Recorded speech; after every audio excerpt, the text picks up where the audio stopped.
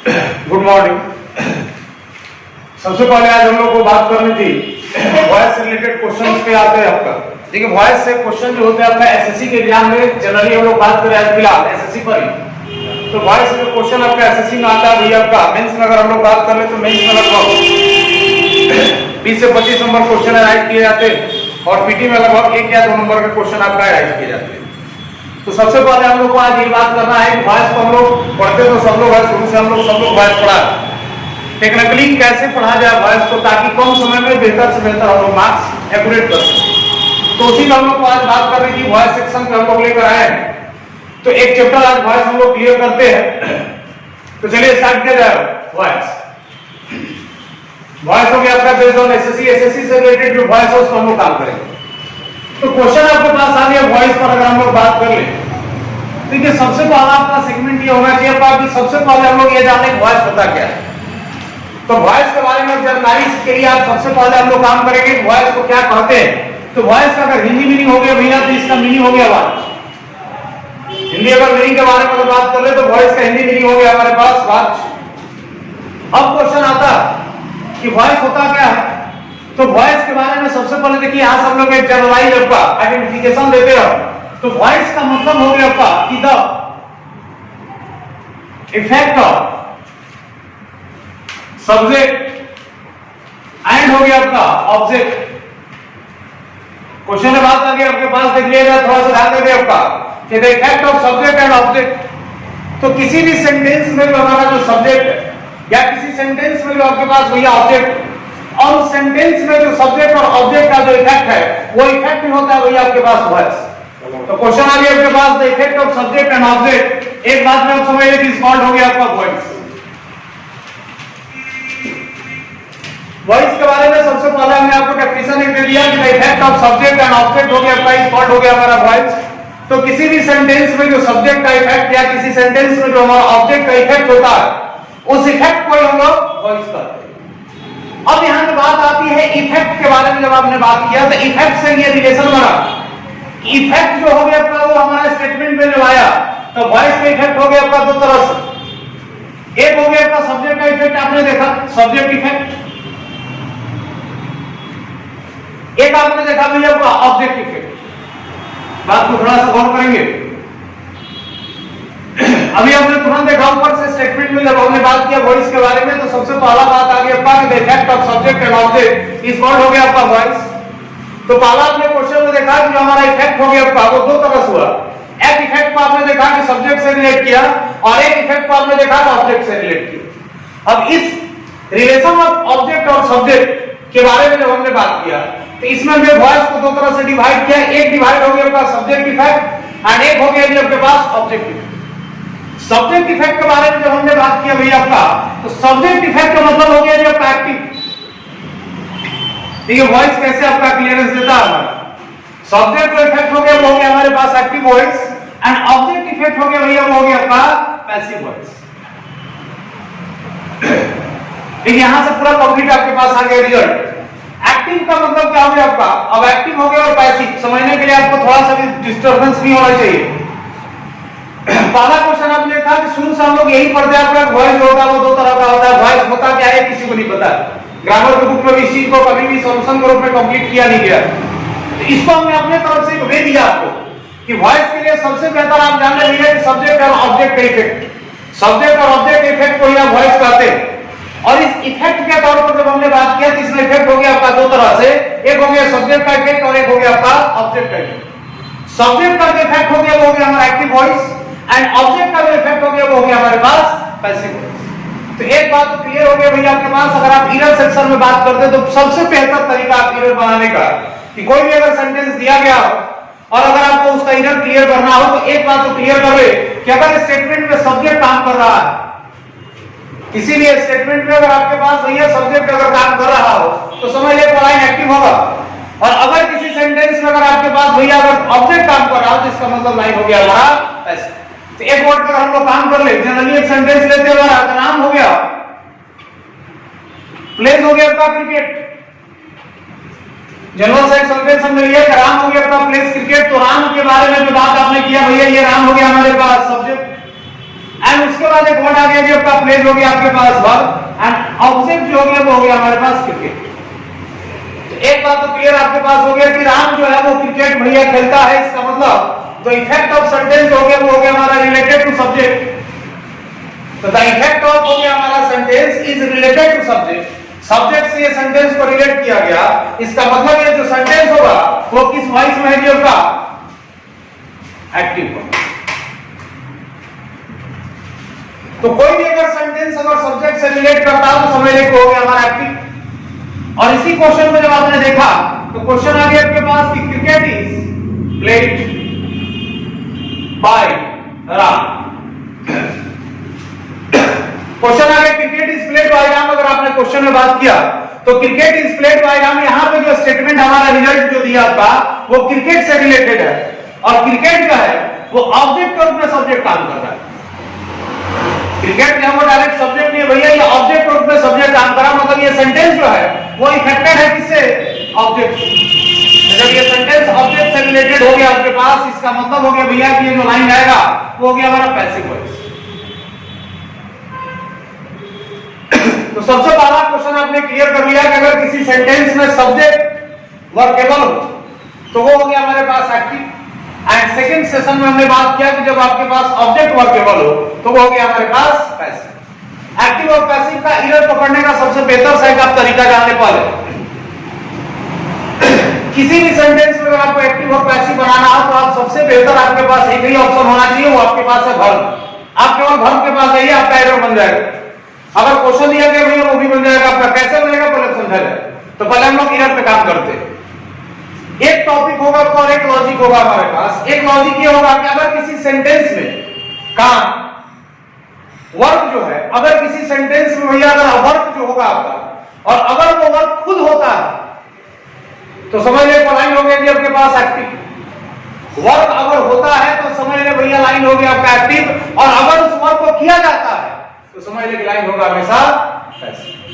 फिर से एक बार देख ले, अगर वो वर्ब होगा तो लाइन हो गया हमेशा एक्टिव, और अगर वो वर्ब किया जाएगा तो समझ ले लाइन होगा आपका पैसिव। तो इसी क्वेश्चन को हम लोग एक बात कर लिया जाए कि यहां बात आ गया राम पर, तो राम जो है भैया वो काम खुद करेगा, राम के द्वारा तो काम होगा नहीं, राम वो काम खुद करेगा।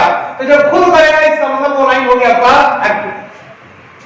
दूसरी बात हमने कहा आपसे क्रिकेट के बारे में, तो क्रिकेट जो है वो अपने आप तो खेला नहीं जाएगा भैया, क्रिकेट को खेला जाता है वो अपने आप नहीं होगा।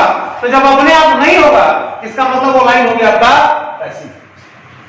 एक बार फिर से गौर कर ले कि अगर किसी सेंटेंस में काम होता है तो लाइन हमेशा एक्टिव, और अगर किसी सेंटेंस में काम को किया जाता है तो लाइन हमेशा पैसिव। तो पहली बात अगर क्वेश्चन में बात कर लिया कि अगर मान लीजिए क्वेश्चन अगर आपको दे दिया गया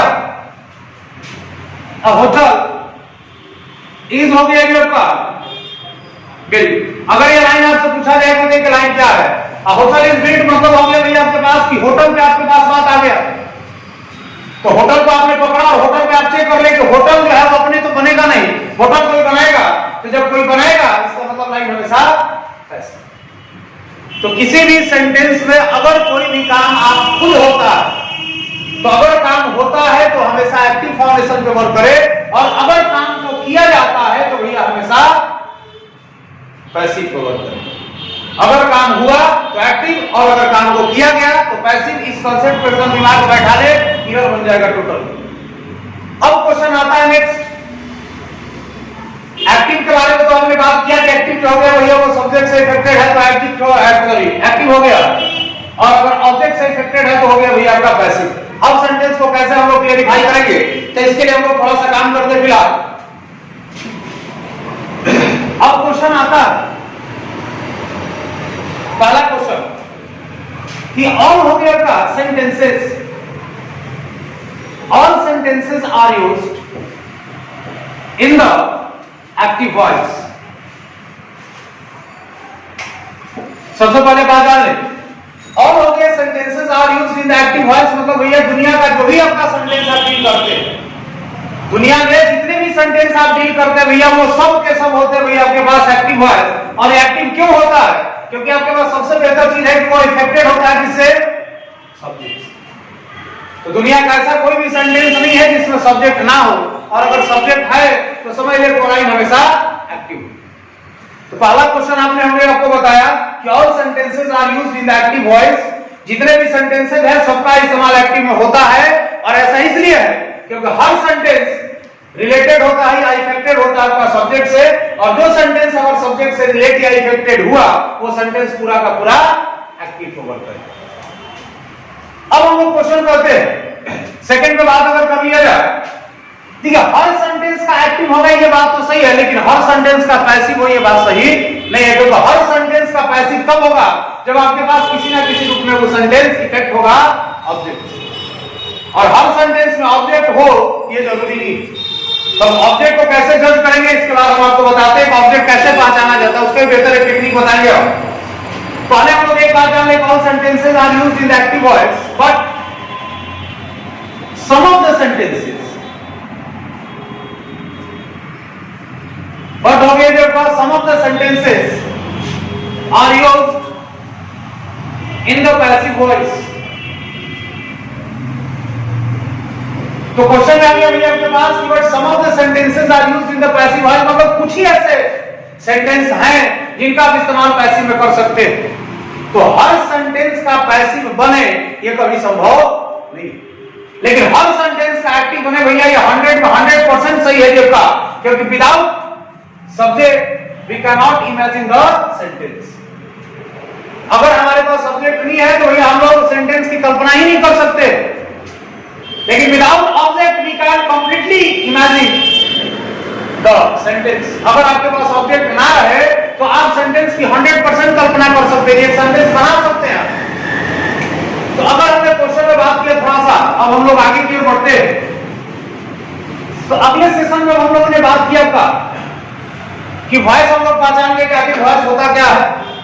अगला जो आपका सेशन होगा आपके पास, अब हम लोग को पहले ये जान ले कि आखिर ऑब्जेक्ट होता क्या, ऑब्जेक्ट को कैसे हम लोग क्वालिफाई करेंगे, कैसे पहचानेंगे कि ऑब्जेक्ट बहुत बड़ा रोल प्ले करता है पैसिव। तो ऑब्जेक्ट के बारे में देखिए हम लोग जब जानना स्टार्ट किए, ऑब्जेक्ट के बारे में हमने आपको बताया ऑब्जेक्ट आखिर होता क्या है। इसके लिए दो टेक्निक हम लोग इस्तेमाल करेंगे, जो आपको बेहतर लगे उसको फॉलो करें।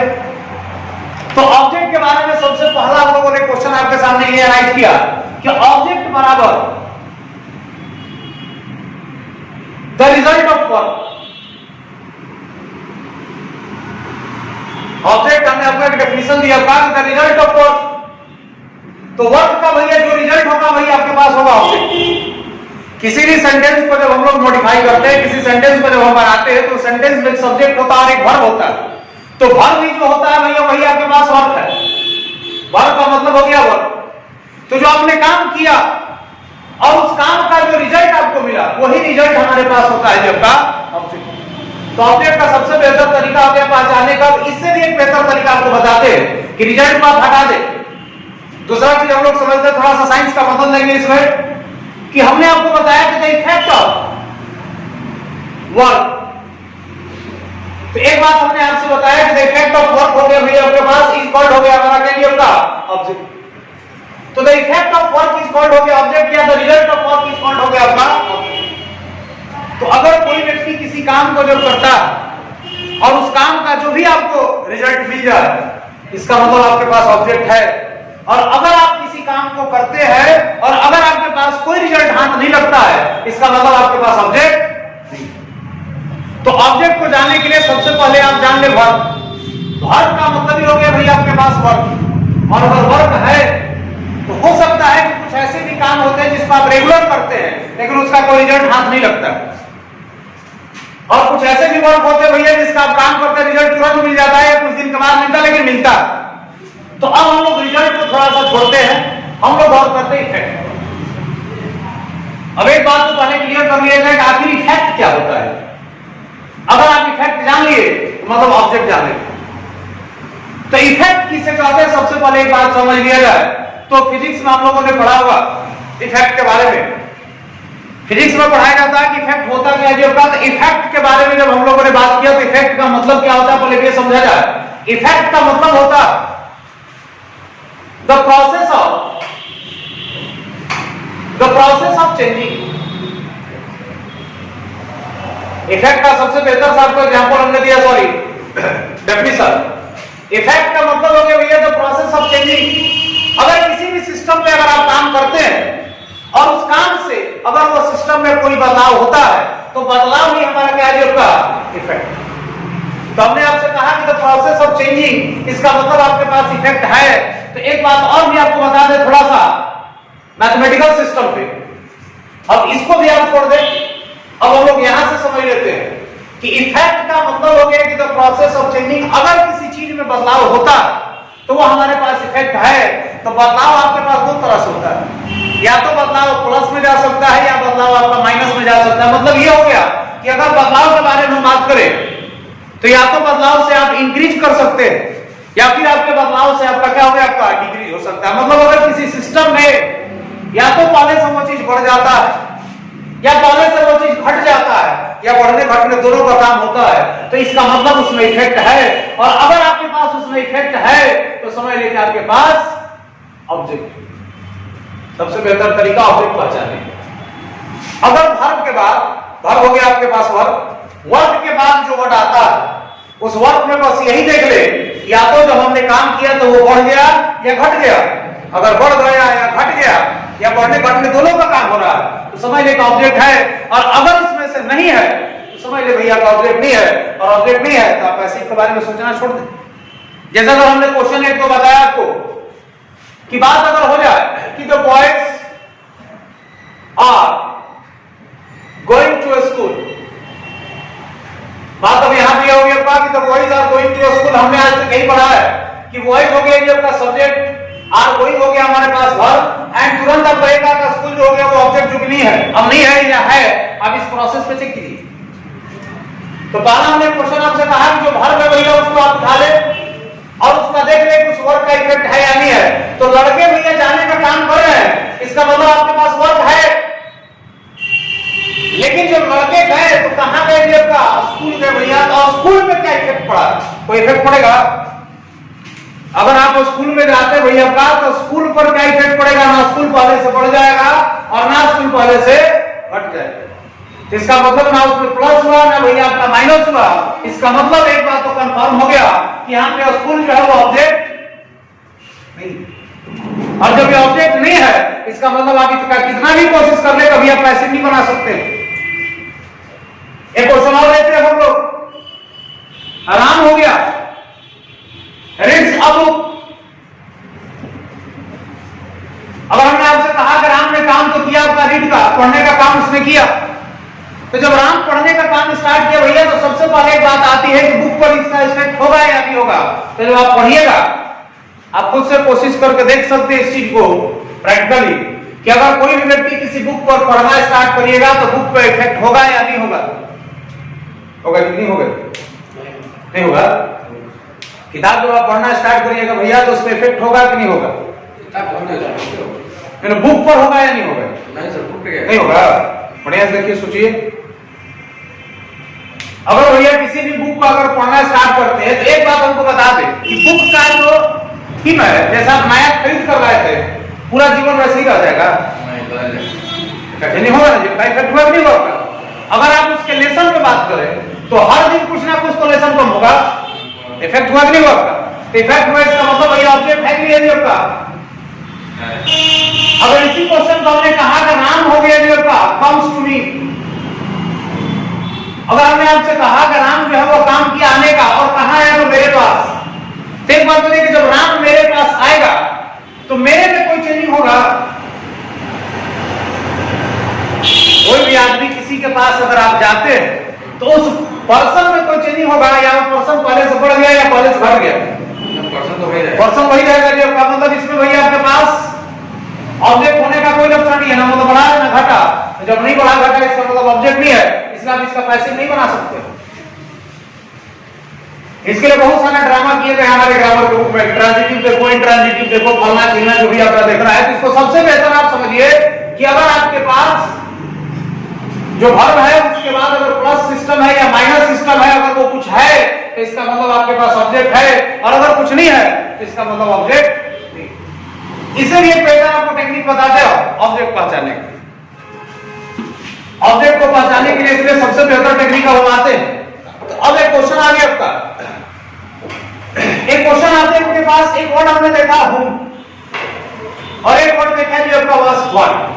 दो वर्ड पे बात कर ले। दो वर्ड हमने आपको दिया, एक वर्ड आपको दे दिया गया कि आपका हुम हो गया, और एक दे दिया हमने भैया आपके पास वर्ड। सेम कंडीशन है, इसको हम लोग अप्लाई करते हैं, वो सही है गलत।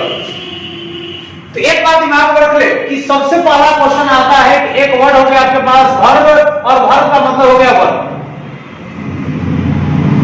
एक वर्ड हो गया आपके पास वर्ब, वर्ब का मतलब हो गया वर्ब। देखिए अगर आप वर्ब का रिलेशन हुम के साथ बनाते और अगर वो रिजल्ट दे दे तो ये रिजल्ट क्या हो जाएगा?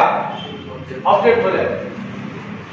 अगर क्वेश्चन में आप व्हाट के साथ अगर वर्ब का रिलेशन बनाते हैं और अगर ये भी भैया अगर आपको रिजल्ट दे दे, इसका मतलब वो क्या है आपका? ऑब्जेक्ट।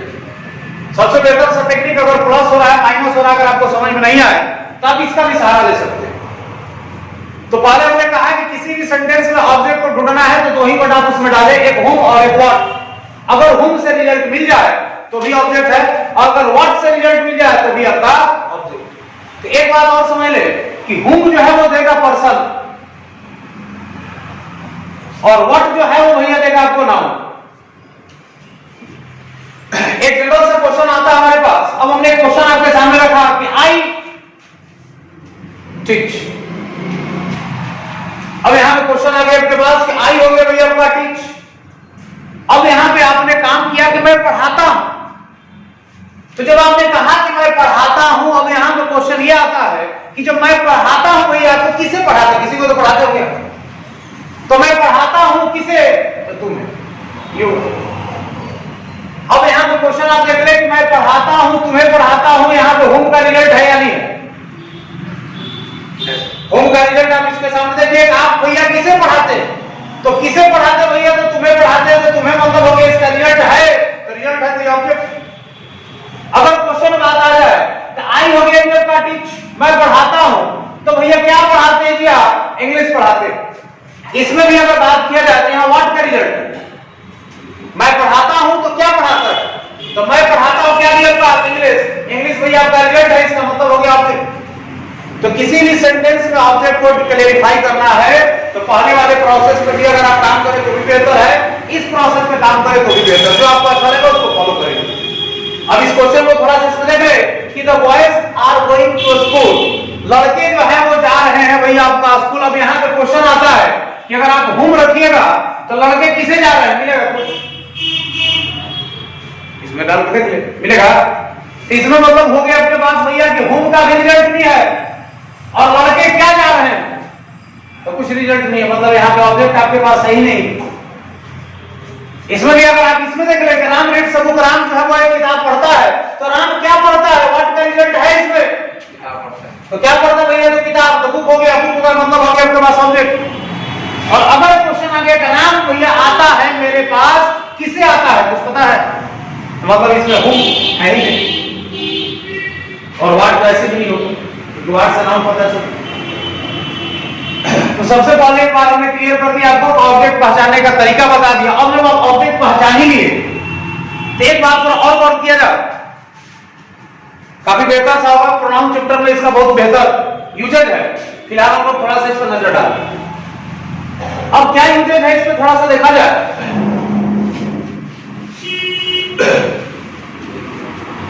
जब हमने आपसे कहा कि मैं पढ़ाता हूं, एक बात आती है कि आई टीच यू।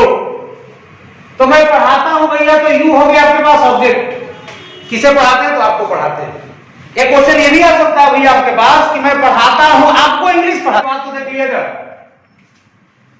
कि डबल ऑब्जेक्ट में, अब डबल ऑब्जेक्ट में समबडी और समथिंग पर क्वेश्चन अक्सर आता है कि किसको पहले रखें, या कैसे पता चलेगा भैया कि समबडी को कब रखना है, समथिंग को कब रखना है। इसमें भी हम लोग एक बार चर्चा कर लें।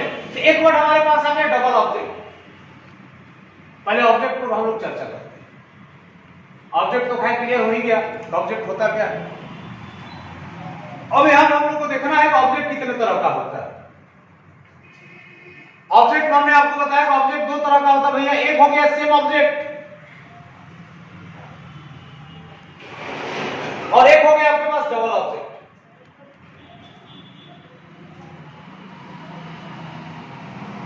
ऑब्जेक्ट आपका दो तरह का हो गया, एक सेम ऑब्जेक्ट होता है और एक होता है आपका डबल ऑब्जेक्ट। तो पहला क्वेश्चन आपके पास आता है कि आखिर सेम ऑब्जेक्ट किसे कहते हैं, डबल ऑब्जेक्ट किसे कहते हैं, इसमें डिफरेंसेस क्या है। तो सेम ऑब्जेक्ट और डबल ऑब्जेक्ट के लिए हमने पहले आपको एक एग्जांपल दिया। यहां पे क्वेश्चन तो आपने देखा कि I teach you Ram, sorry I teach you English. यहां पे एक यू वर्ड है और एक आपने देखा भैया आपका एक इंग्लिश वर्ड हो गया। यू जो हो गया somebody हो गया और इंग्लिश जो हो गया वो हो गया आपका something। चलो तो सबसे पहला क्वेश्चन हम लोगों ने देख लिया कि यू जो हो गया भैया somebody और इंग्लिश हो गया आपके पास something। इसमें एक somebody और एक something है, तो दोनों अलग अलग सिस्टम है। तो भैया जब दोनों अलग अलग हो गए इसका मतलब हो गया आपका somebody, सॉरी डबल ऑब्जेक्ट। और डबल ऑब्जेक्ट में हमने आपको बताया इसमें आपने देखा विदाउट कंजंक्शन, मतलब जिस ऑब्जेक्ट को रखने के लिए अगर आपको कंजंक्शन की जरूरत ना पड़े वहां पे हम लोग उसको डबल ऑब्जेक्ट के नाम से जानते हैं। हमने अपने हिसाब से बताया आपको, बुक्स में बहुत सारे वेरिएबल है तो हमने उसको कहा डबल ऑब्जेक्ट। डबल ऑब्जेक्ट का मतलब विदाउट कंजंक्शन, जहां पे कंजंक्शन ना हो वो हो गया आपका डबल ऑब्जेक्ट। और डबल ऑब्जेक्ट में सबसे मार्क करने वाली बात यह है कि पहले होता है somebody और हो गया भैया आपका समथिंग। इस बात कदम दिमाग में बैठा ले, पहले somebody फिर समथिंग। अगर समथिंग रख देते पहले और somebody बाद में एरर बन जाएगा। या फिर अगर आप डबल ऑब्जेक्ट somebody और समथिंग के बीच में कोई कंजंक्शन डाल दे तो भी आपका एरर बन जाएगा। सेकंड क्वेश्चन आपको हम समझा देते हैं फिलहाल। अगर क्वेश्चन आ गया आई हो गया लाइक, सीता हो गया, एंड हो गया ये आपका राम, ये हो गया आपका सेम, दोनों हो गया somebody। और जब दोनों somebody है देखने बीच में कंजंक्शन आ गया। अगर क्वेश्चन आ गया I gave a pen and pencil, यहां पे भैया दोनों समथिंग हो गया और जब दोनों समथिंग हो गया तो देख ले भैया आपके पास बीच में कंजंक्शन आ गया। तो एक बात तो क्लियर हमने कर दी आपको कि जब सेम ऑब्जेक्ट होगा मतलब विद कंजंक्शन, सेम ऑब्जेक्ट का मतलब हो गया विद कंजंक्शन, जहां पे दोनों सेम होगा तो कंजंक्शन देना पड़ेगा आपको। विद कंजंक्शन हो गया हमारा, और विद कंजंक्शन का मतलब हो गया आपके पास कि पहले हो गया somebody प्लस कंजंक्शन प्लस हो गया आपका somebody, और अगर बात कर ले समथिंग हो गया हमारा प्लस हो गया कंजंक्शन अब प्लस हो गया भैया आपका समथिंग। तो क्वेश्चन में आ गया आपके पास कि जब डबल ऑब्जेक्ट होगा तो बिना किसी कंजंक्शन के और उसमें पहले somebody होगा फिर समथिंग होगा। अगर आपके पास भैया सेम ऑब्जेक्ट रखते हैं तो वहां कंजंक्शन देना पड़ेगा और सेम ऑब्जेक्ट में somebody के साथ और समथिंग के साथ। तो सबसे पहले हम लोगों ने आज वॉइस में पूरा वॉइस का डिटेलिंग क्लियर किया आपका, जिसमें हमने ऑब्जेक्ट के बारे में बताया, पैसिव को कैसे रिप्रेजेंट करते हैं उसके बारे में बताया। अब हम लोग पैसिव कैसे बनाते हैं या पैसिव को कैसे एग्जामिनेशन के हिसाब से टैकल किया जाता है, इस पर हम लोग फोकस करेंगे नेक्स्ट वीडियो। Thank you.